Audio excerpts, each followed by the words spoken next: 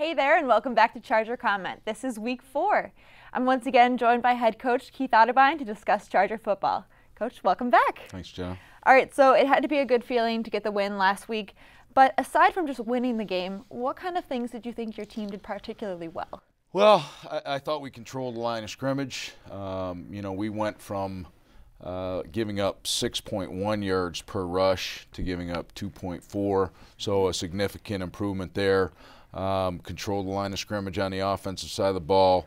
We're able to convert some third downs, had some big plays, had a little bit of help from Malone as well with a couple turnovers, but overall I think we just notched it up a little bit and played better collectively as a team. All very, very good things to hear. So last week also 4 different players scored rushing touchdowns. 3 of them, Isaiah Spence, Alex Koski, and Wade Wood, splitting carries. So is this a strategy you're probably going to use in the future? Well, I mean, we're going to keep going until somebody separates himself. I mean, we've been very spoiled with, over the course of the last dozen years with guys like Joe Glendenning and Vinny Panizzi and some really good backs over the course of that time that, were kind of dominant guys relative to the rest of the guys at the position.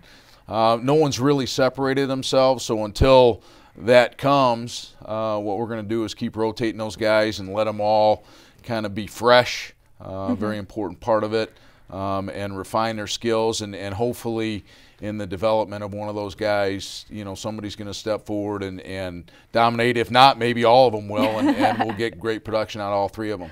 Well, let's hope that all 3 of them step up equally and do very well in the future. Speaking of the future anyway, we got the homecoming game against University of Indianapolis. The Greyhounds are ranked nationally, and so what kind of challenges will that team present to your team this coming week? Well, I mean, they're a very well-coached football team. Coach Bartolomeo and I coached together at Ball State. I've coached against him back when I was at Ferris State. He was the head coach at Butler, so very familiar with the staffs. My son Brad was on their staff with Coach Bart as a graduate assistant, so there's a lot of familiarity going all the way back to when Craig Blanchard served on the staff down there at Indianapolis. So a lot of familiarity with their staff. They're a very well-coached football team, a disciplined football team. They've developed a little bit of balance on offense. They've got a great quarterback, and he's able to throw it all over the park. And now they've added a little bit more stability to their running game. But again, they're athletic. They run to the ball on defense. They're sound fundamentally in the kicking game. So big challenge for us. You say you know the coaches pretty well. What kind of things do you remember from them, or what kind of things can we expect from the coaching staff? Well, Bart's a pretty conservative guy, and he's one of my closest friends in the coaching profession. So, other than game week, I talk to him just about once a week and talk about philosophies, different things that are going on.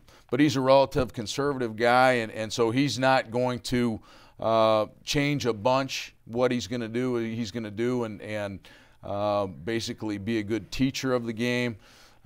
Similar to us in trying to create great fundamentals, blocking and tackling and doing all the things necessary. So, we see a really close mirror image of ourselves when we play a team like Indianapolis. Well, very cool, and it'll be kind of cool to see him during homecoming week, which, like I said, is going to be this upcoming week.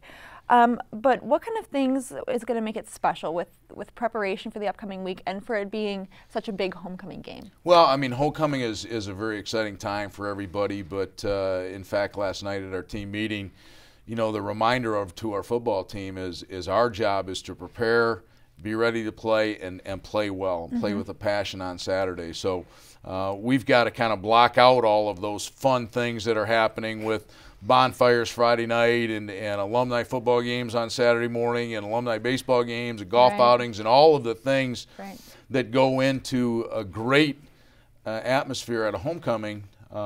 We've got to block those things out and really focus on our one job, and that's to win a football game. So a lot of special things will be going on besides the football game, but you guys are doing a special thing for yourselves. You are participating in Coaches to Cure MD, which is through the AFCA.